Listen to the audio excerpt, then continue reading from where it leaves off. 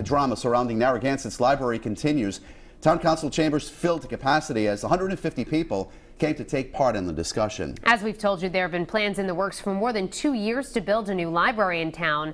The Library Board of Trustees arguing the old one has outgrown its building and no longer complies with federal rules to accommodate people with disabilities. But tonight, another issue surrounding the library was discussed. Eyewitness News reporter Caroline Goggin was at the meeting tonight and is breaking down the latest controversy now from Narragansett.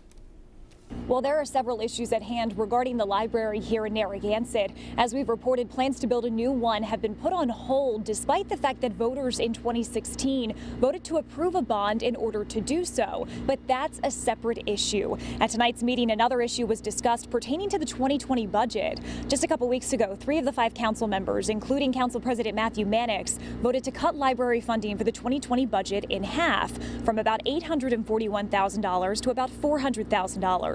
Those council members argue the library fund has reserves that could be used instead of wasting taxpayer money. But during tonight's council meeting, Councilman Jesse Pugh said this cut to library funding would only save the average homeowner in Narragansett about 75 cents a month. He also said if the council doesn't level fund the library, it could lose a state allocation of $181,000. Almost every resident who spoke up tonight was concerned about the possible cuts. If that budget is slashed, it's going to mean that employees are going to be furloughed. The library will probably only be open for a few days a week. There are 2 options here. We need to fix the building.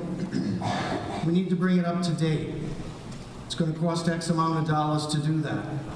You want your 841 so that you can get state funding? All right, I'm not going to disagree with that. But out of the fund balance, we're going to need the money to fix that building up to date.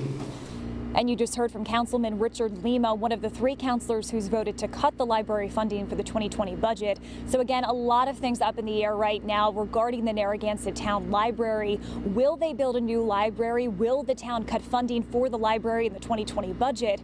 We do hope to learn the answer to that question when the budget is officially adopted later this month. Reporting in Narragansett, I'm Caroline Goggin, Eyewitness News.